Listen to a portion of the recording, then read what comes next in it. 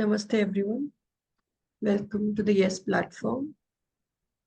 In the ongoing series of conversations, today Dhyani and I will be exploring the concept of happiness and what it really means on a day-to-day basis, and just our understanding of why do we want to be happy or what experience does happiness offer to us, or in that sense, unhappiness. So, Dhyani, would you like to begin by sharing your understanding of happiness and just your little observations around you in terms of the lens which we are using today? I think happiness is a choice that one needs to make in order to feel harmony within themselves and with the world outside. It's not something that comes naturally to us, it's something which requires an effort from an individual's end. That's my understanding of happiness. But why do we want to be happy? Like, why there's so much of buzz around be happy, be happy? Like, what's that feeling if you would like to dig a little deeper? I think happiness is a borrowed feeling that we understand that in order to feel happy, there are certain characteristics that need to match within myself and with the outer world so that I'll categorize myself into someone who is feeling happy. But what I understand of what we all seek for happiness is more of contentment, more of the feeling of feeling satisfied, feeling that okay, everything is in a good pace. I'm aligning with the world outside. I think that's the feeling that we all are looking for, but it's a borrowed idea in terms of that, okay, happiness needs to have certain characteristics. So if I ask you, what will you define happiness as? I don't feel that there's one definition of happiness as in, oh, this is happiness or this is not happiness. Like you rightly said, it is more about a conditioned response that in a way it's a learned behavior. And at one level, it is an innate need. So, like you said in the beginning, it is harmony. So I want to be happy because I feel that if I'm happy, I'll be balanced. There will be harmony in my system. There will be harmony inside of me. There will be harmony within me and also in relation to the world. So there is a seeking for a sense of balance, and there's an understanding that balance comes when we are happy, because our health is also related to happiness, right? Like in a very small everyday things, we feel like, oh, be happy. Those little health issues will not matter to you, or you will not think too much. It takes away your thought process from those small things in you that, oh, I have an ache here, oh, I have a pain here. So at one level, I feel it is also harmony. At another level, I feel that, like you said, it's a conditioned response or it's a learned behavior that we always want to be like, say, the other, and we feel that the world is happy and I am sad. So everybody around me, my friends, my family, or if I'm working, my colleagues, everybody gets what they want. I'm the only one who doesn't get, and that's why I'm unhappy. So if I get something, I will become happy. So I feel, I'm sure you must have also observed, there's a very transactional nature attached to happiness these days. That any action can make me happy, anything which I get can make me happy. And often we don't know. So even if you just, like, as we speak, remember certain conversations you have had with your friends or your family members, it's like in like Hindi we say कि मुझे खुश होना है पर कैसे पता नहीं. So more than the khush part, it's the pata nahi part that brings a lot of attention. So yeah, I mean, when I said pata nahi in Hindi, which is like I don't know, what comes to your mind? You feel that there is a lot of factors even in your happiness which are governed by I don't know, or you know what brings happiness to you. I think I don't know is more about I don't know what happiness is as compared to what brings me happiness. Okay. So when we say that I don't know what makes me happy, we are trying to figure out more in terms of what truly is happiness for me. So often when people ask me this question, I end up saying that, when I have a good time with my friends of people I love, or probably I really enjoy a good meal, or I have a great sleep, there is harmony within my body, there's no physical problem, I feel happy. When I am around surrounded by water, it truly makes me happy. But when I try to observe all of this, it reflects who I am somewhere down the line. So if I talk about my personality, or if I talk about the traits that I have, they also are very similar. If I talk about water, that brings happiness to me, or water as an element that I like the flow of water. I like how water is something you cannot stop, you cannot control. It's uncontrollable force. So I think that's something that we associate happiness with, that who you are and what around you makes you feel more who you are. So that's something that I associate with. It's very interesting when you said that like outside ideas or outside experiences can give you a window into who you truly are. Mhm. And it can become a window to your own personality, discovering elements of your personality. But the catch here is that if I feel like in the beginning you said a borrowed idea of happiness, so a borrowed idea of happiness will give me a borrowed understanding of my personality. So then I will have a very conflicted understanding that I may not like, say you said water. So I may not like water, but you're my friend, you like water. So I'm like, oh, water gives happiness. So I will just start exploring my relation with water. And if I not feel happy about it or I don't feel that alignment, instead of trying out something new, maybe in the environment, just in the natural environment, it makes me happy. But I'm like, no, no, water is important. So then that misalignment happens. So that is where the borrowed, I feel the concept of happiness comes in. When I see that this is the thing which is making other people happy, I borrowed that I may also like when people feel that, oh, going out makes them happy, or say consuming certain type of food makes them happy. So there's also a lot of peer pressure that comes in justifying or experiencing happiness. So as long as I'm doing something which is making me happy and I have a sense of progress, it's fine. But the moment I feel that misalignment, that it's okay if you like water and I don't like it, it's fine. So that understanding, and then what makes me happy, can I look for that? So that is a very, say, a functional level of happiness. And once we feel settled, then we can just go a next step and take more and more how the outer world is helping me to discover my inner world. So that lens, and also we say, no, that it's more happiness is more about giving. It's not so much about getting. It's more about exploring. So then there's a concept of narrowness and expansion that comes in. So when we are talking happiness, the quite opposite of it is sadness, for example, or not being happy or not being content. So if I ask you, like, what is a space which is like a not so happy space for you, and how do you deal with that? I think of what I understand of myself, whenever there is anything that brings disalignment in my life, anything that does not resonate with who I am, or at least who I identify myself to be, it's a source of unhappiness for me. That certain idea of who I am and the idea of what I should be, when there is an incongruence between the two, it brings unhappiness within me. But just a while ago, I think when we were talking about it, I told you how nature by fundamental means makes people happy. If you talk about going, how people travel, right?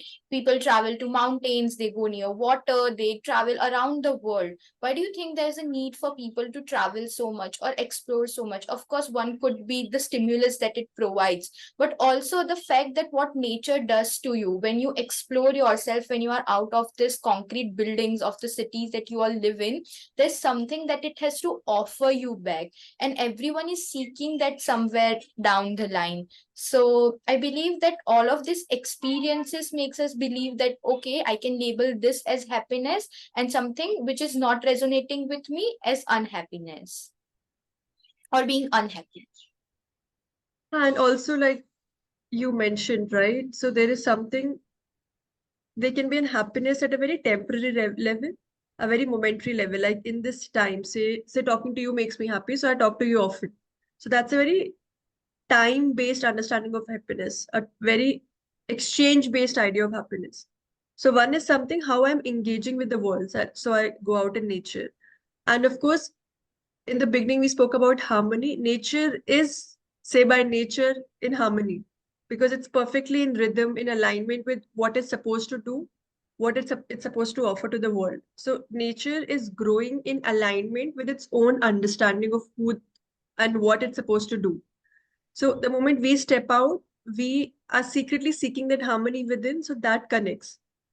So if we are just sitting, say, by the water, or we're just sitting observing the trees, or just observing the sky, it's very rhythmic. And that's the rhythm, that's the alignment we all are seeking. So that's why stepping out gives us a sort of balance, a very unsaid balance. And with balance is also some sense of wideness. Because another concept with which we can associate happiness is wideness. The more wide you are, you can have a better perception, better understanding of the world. So little things that bother you get dissolved in your wideness. So it's like we always say, if I'm in a happy mood, if somebody confesses something that, oh, I said this to you that time, or I did wrong, I was like, okay, it's fine. But if you're not in a happy mood, like even a slightest joke can hurt you so deeply. So it's also a level where we are. So happiness is also another thing is wideness. One element is the time element, the functional element, and the other element is the eternal aspect of happiness. Like nature, we can understand harmony, we can understand balance, and we can also understand eternity because nature is forever. Like you can look at trees as like 100 years old tree, 200 years old tree, water flowing is forever kind of a thing. So it also gives us a glimpse into this timelessness. And that is also which corresponds to something which is eternal inside of us. So we're like, oh, getting this job will make me happy. This friend will talk to will make me happy. Dressing like this will make me happy. Eating this will make me happy. That is all fine. But there's also something just inside of being where I am. That's a very long lasting happiness in a wider sense. So that also brings a lot of connect when we are outside. Because when we are narrow, we are just looking, oh, if Dhyani is not talking to me, Dhyani is my source of happiness. If she's not responding to my calls or messages, I'm unhappy. But when I'm in an expansive way, okay, Dhyani is not talking to me, it's fine. Maybe she's busy. So I can develop a thinking capacity.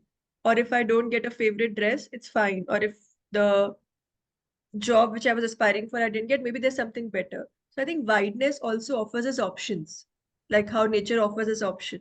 So it's a very good understanding of connecting nature and happiness and seeing the attributes of nature and the attributes of happiness, and in between what it leads to a self-discovery. So how about this visual which I just offered? While you were talking about this, I was just thinking about how when we talk about happiness, for us, I is the most central part. I as in the individual. But then when we really want to understand happiness, it is more about offering. When you connect with people, when you connect with nature, whenever there is a connection possible, it will bring you true happiness. But we are so occupied in searching for the I within ourselves and we keep talking about it. So I think that's where somewhere down the line we get lost on the path of happiness. Also, how social media has a role to play. Whenever you open your social media, you will see so much stimulus around. Someone is traveling, someone is getting married, someone is eating out with friends. So you will always feel that void of that, okay, you are missing out on something. And because you are missing out on things, you are probably someone who is not happy or someone who does not have a lot of happiness element in life. So can you reflect a little bit more on how social media forces us to be happy all the time and how social media is also a place where people post more things which resonate with the world outside as compared to who they are as an individual? Yeah, I mean, this is like the hot topic for a while now, that how social media influences us, because like even like we are making this video because we will put up on a platform where people can watch it. So it's a window to the world, no doubt about it. But it is also somewhere which you nicely brought up the idea of I. Because if my life is centered around I, it's more centered around getting. If I'm more centered around the other, I'm more centered around giving. And if we basically understand what is giving, if I have something which is like I feel full, I offer it. So so from the lack culture which social media promotes, we have to shift to the enough culture to start giving and making others as center. Now, when I say others at center, it can be misinterpreted as like people really put other people on pedestal or surrender their life to other people, that they become their source of happiness. So no, that's not the other I mean. Because if other people are your source of happiness, actually you are I centered, you're not other centered because you want them. So you put them as important people and you feel that, oh, I am so nice, I'm doing everything for them. But actually, it's because you need it. So that understanding is very, very important.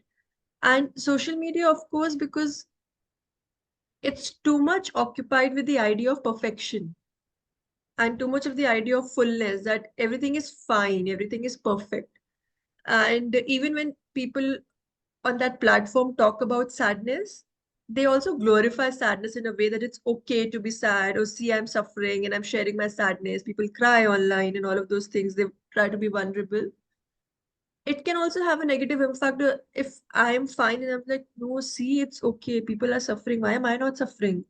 Or why I feel it's okay. Am I not interested in the world enough? Or maybe I'm not experiencing life so deeply. That is why I don't have any concerns.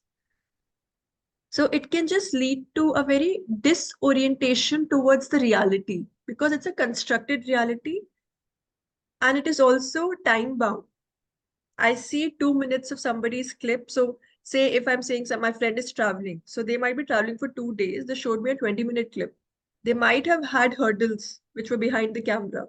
Like these days we also see shootings, no, be actual reality or real, something like that. These things come up.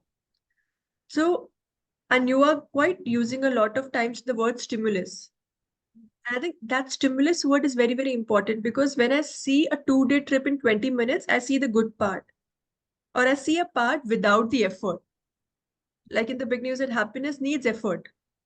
It needs effort to understand yourself, it needs effort to act, it needs a deeper understanding. So it's like I'm watching on my screen. It's a very passive form of happiness which we are more gravitating towards, and that's how it becomes addiction. Active form of happiness will require my support also, my contribution also. So I may look at your, say, activity on the social media and I should be happy for you, not that I don't have that happiness. And understand that that is a partial reality and not the absolute reality. So I'm not saying that what the people are doing online it's false, but it's partial truth. So partial truth brings partial happiness, which is momentary happiness. Absolute truth brings absolute happiness. But to bridge the two, we need to work. And where can we work? Can I work on you? No, I can only work on myself. So, what truly makes me happy? Just maybe sitting in silence for 5 minutes. I can just revise my day. Talking to the person I love the most for 5 minutes can help me.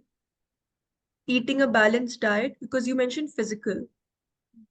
We don't realize that how much our physicality, like the physical functionings, the functioning of our inner systems, like the biological systems, the hormonal systems, their right functioning governs so much of our mood.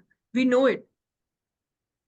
So, physical has a role in our happiness. Emotions have a role in our happiness. Thoughts have a role in our happiness. To understand them separately and weaving their contribution in our own experience can really have our own version of happiness, and then we can be happy for other people. It's very simple. Like we often talk about it. If I am not hungry, if my stomach is full, I can enjoy going out and looking at people who are eating. But if I am starved, when I see you eating, I'm not happy for you, I'm sad for myself. So if I'm starving myself at physical level, at emotional level, like thought level, then I'll not be happy on the outside and when looking at other people's happiness, because then I will want that. But if I am satisfied, I am content, I will enjoy your happiness with you. So that deeper understanding is very important for the concept. I think what you are trying to say is also about a sense of freedom, right? We often associate freedom with love, freedom with happiness, in terms of when you're truly free from yourself, from the outer world, you'll be able to experience things in more broader way, and it will help you to broaden your horizon in terms of your thought, your physical being, your emotional, psychological, all forms of being. While we were talking about this, it reminded me of a friend who always asked me, why do you feel happy when you talk to me? And my response is always that it's not about what you have to offer. It is something within my system that feels a certain way when I talk to you, when I'm around you, when I'm in your presence, that makes me want to do it again. And it has nothing to do with what the person has to offer or what their presence has to offer, but more in terms of what we are seeking outside, or per se what I am seeking outside, and what is the void that I'm trying to fulfill within myself. So I think if we can have a window, a cap to look into, that what we are seeking outside in terms of happiness, is there a void for it, then also we can understand happiness better. Yeah, absolutely. See, when you talk about freedom, and I have spoken about it quite a bit in the past, that today what we understand of freedom is nothing but slavery to senses. That if I'm free to eat what I like, talk to somebody, do something which is very sensorial, like stimulus you mentioned. So if I'm able to satisfy my every stimulus which I experience, I'm free, which actually is binding because sensory experiences are binding to us. The more we experience, like the pleasure principle, the more we experience, the more we want. So we are more, that is how addictions come in. So I feel that, oh, say drinking Coke makes me happy or consuming something makes me happy. It's not making me happy, it's making me addictive. So that feels that, oh, I feel complete. But the more I do it, the more empty I feel. And that's why we know that it has consequences. So actual freedom is that I'm free from your reactions and I'm free to act in the manner I want. So if you want to offer your love, you offer your support to the friend which you're talking about, it's not dependent on the response of that person. So you're free because you like it and you don't like it in a very egoistic manner or an I-oriented manner. There's something deep inside. Like if you have enough love, by nature, it will just outflow itself. It will want to come out. It will want to express. So like coming back to the same thing, there's more happiness in giving than getting. So understanding that freedom means that I'm free of the consequences. I'm free of the attachment. And it's not a very like a aesthetic form of attachment. But today, for example, if I call you and you don't pick it up, my first thought should not be that, oh, you're ignoring me. My first thought should be, oh, maybe you are in trouble. But if I'm I focused, I'm like, oh, she ignored my call. Maybe she saw it and she didn't pick it up. But if I'm a contentment oriented person or a more settled, stable person, I'm like, oh, she's not picking up. Maybe she's not fine. So, how to shift your orientation from everything is not about you, but there are other environmental factors that people can get affected by. And so can you also. And not justifying every thought. Like when I was talking about it, like when I said this statement, immediately the thought came to me. It might also be that, oh, if I worry about you, I'm a good person. So that can be the side flip of it. That, oh, see, I'm not worried about it, it's okay, but are you okay?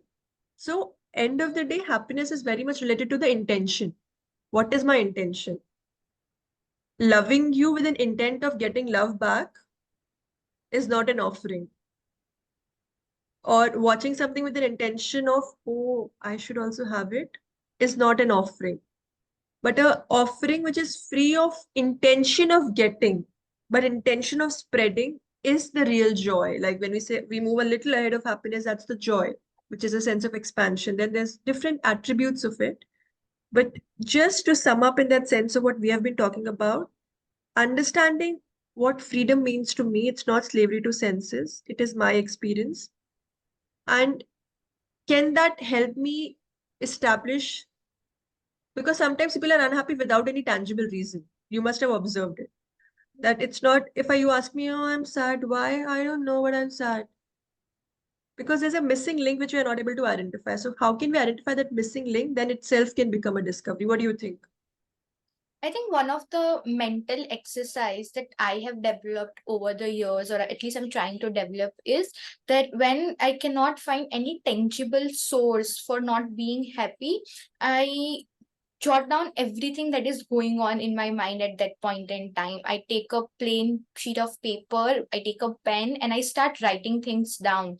And it gives me so much clarity to understand that the outer world has no role to play in what I'm feeling right now. It could be because of my biological cycle, it could be because of the weather outside, because I've not had good food today, and multiple reasons behind it. So I think a mental exercise, if everyone can develop develop which works for them. Like I said, that journaling or probably writing it out on a paper works for me.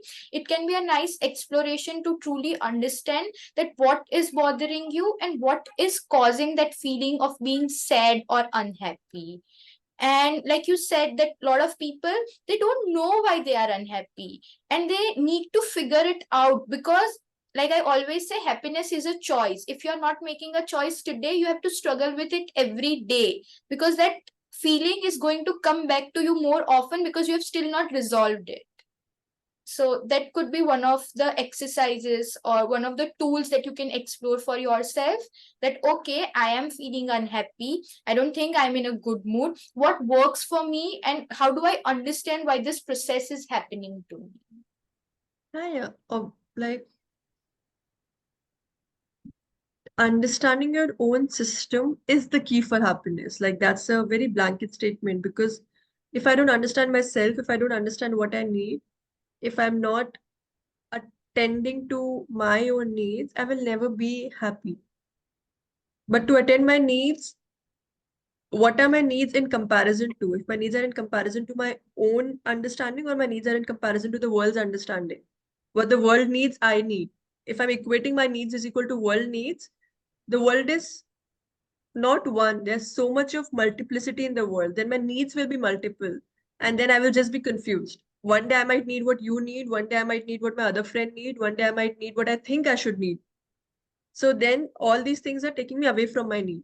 So what you said is an absolutely good exercise to say that, okay, these are the things. And sometimes it's okay also, if I'm not feeling fine, to not look for again stimulation, but for silence. So usually when we are unhappy, we look for stimulation, we look for diversion. But actually, if you want to really do it, if you feel unhappy, we could just, instead of stimulation, silence is the key. Just sit down and see that, okay, what's not working for me? What can I do? And even if I can't do, should I not create anything because I'm unhappy? I might create things which I may not like it later. So can I be silent? Can I just focus on my breath? Or can I just, if breath works for me, or writing works for me, or listening to something? So I can give a little sensory pleasure to my, like a stimulation, that I can listen to good music, or I can listen to anything, like maybe a podcast which gives me a sense of motivation, or I might just read something. So also knowing what food to give to your senses when you're unhappy, which is not again like when you use the term borrowed food, but really a home cooked food. Like when we're unhappy, we feel no, that ghar ka khana will make me happy. So ghar ka khana for your own senses. What is that? What is your ghar ka khana? Like what is your definition of home? So providing it more. So when we feel sick, we eat light food. So when we are happy, we can go out and chill. But when we are unhappy, we can just feel that what is my original food which I can bring and cook for myself and attain that stability, and then go out in the world and understand it as a part and parcel of life. So that can be one way through. Also, the fact that if a new experience is not aligning with your previous idea or notion of happiness, to be okay with that part as well. How I say that, sleep one of the factor which truly makes me happy, that if I have had a good sleep, I'm sorted. But you know how I have struggled with sleep for past few days, and I've been sleep deprived, and I was so worried about the fact that why am I unable to sleep, that I was not able to focus on anything other than that. Probably my body does not require a lot of rest right now because my lifestyle has changed, or probably my body requires some other thing right now as compared to sleep. But I was too focused on the fact that okay, in my experience of living for 23 years, sleep has been my priority. I've been able to sleep always, it gives me happiness, so I have to sleep for 10 hours. I just cannot be sleep deprived. And that idea of my happiness not resonating with my current experience was giving me more trouble as compared to what was the real problem. So I think that could also be a nice exploration, that there are going to be new forms of happiness or new idea of who you are, and it might not necessarily resonate with who you were before or who you want to become in future. I mean, that's the beauty of life, that it keeps changing. So unhappiness comes from when a part of us wants change, but a part of us doesn't want to let go of the past. So the tussle between the new and the old causes a lot of sadness, because with newness comes uncertainty. With past comes familiarity. So even, and if I'm losing something, I'm like, there's a vacuum. Even if I don't know how to fill that vacuum, then I'll be troubled. So being okay with the fact that life changes constantly. So one thing might work for me up to a level, and then it cannot give me what I want, because it's like the third class syllabus will not help me in the fourth standard. I have to let go of the syllabus no matter how much I know it. But that shift requires a lot of, again, creating and holding that space for yourself. That you will always, so not seeking newness by ignoring the old, but also understanding when the time of the old is done, respectfully letting it go and embracing the new. So there's a little difference between seeking the new, which is a new stimulus every time, or embracing the new. Embracing the new is a more natural process that's emerging. And seeking is like, it's like my plate, I still have food, but I want food from your plate. That's disturbing for the system. But if I want to change my diet or change my lifestyle and want to eat what you're eating, I can make a smooth transition, a very aware transition. So end of the day, it all comes back to how consciously I'm living, how consciously I'm able to understand my own system, my own requirement, and also give enough space for other people also. So not become so self-centered and self-forget. It's all about me, me, me, what I feel, what I think, what I need, but equally creating a space for your self-discovery and respecting the other people's process, and having a very conscious transaction, what you need from the world, what you can offer to the world, and maintaining that balance, but always keeping a space that the balance will keep changing because you are expanding, you are progressing. So a sure shot for happiness is progress. The more you progress in a wider sense, the more happy you are. So wideness is happiness, narrowness is sadness. When you're self-centered, you become narrow. When you're world-centered or inner being centered, you are wide. When you acquire activities that give you clarity, certitude that this is what I am, it helps you in focusing what you can offer to the world. But if you're too centered around what the others have, I don't have. So if you have a lack culture, you are unhappy. But when you have a fulfillment, a sense that yes, I have and I will go out. So then you become a much more an integral understanding of life. And just one thing which I would like to add more, that if I'm not understanding the source of my unhappiness, there is some need in me which is not being attended to because it is too much covered by the conditioning of needs. So uncovering, it's a slow process. I'm not saying suddenly it will reveal itself, but if the current situation is not making me happy, I've tried everything, then there is some need in me which is unaddressed. So bringing attention, and especially that can really help in silence, that this is not making me happy, this is not, so what do I truly want? So shedding the layers of conditioning will bring out the little need that requires your attention to feel settled, and then use that settlement as a point to enter into the world, and that can give you happiness. So that requires a more attention and a little more deeper self work. Maybe we can somewhere talk about it, but generally happiness, what we discussed is, yes, becoming more conscious of the transactions with the world and being okay with what's happening. Yes, I mean, I absolutely agree to it. And out of whatever we have shared so far, what stays truly back with me is that happiness is a choice, and you need to make this choice to feel happy. And in order to experience the joy of happiness, I think it's also okay to be unhappy at certain point in time, and to be content with whatever life has to offer you in terms of being happy or not being happy. That's my takeaway from our talk. Yeah, I mean, just keep the inner light lit and continue making effort for your progress. So yeah, happiness is a choice and happiness requires effort. And it's okay to be unhappy if you understand the purpose and you're willing to be patient enough to see what life has to offer you. So we'll be also patient enough to come back for the next video and delve deeper into the process of self-work. Today it's a good time to close with